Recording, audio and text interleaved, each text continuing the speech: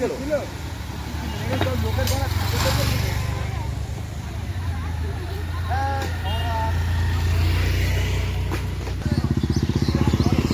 দেখতে পাচ্ছেন মালঞ্চ চাঁদপুর বাইপাস খালের দিকে যে দোকানগুলো ছিল সব ভেঙে দিয়েছে। আমাদের পদ্মপুকুর থেকে শুরু হয়েছে ভাঙাটা।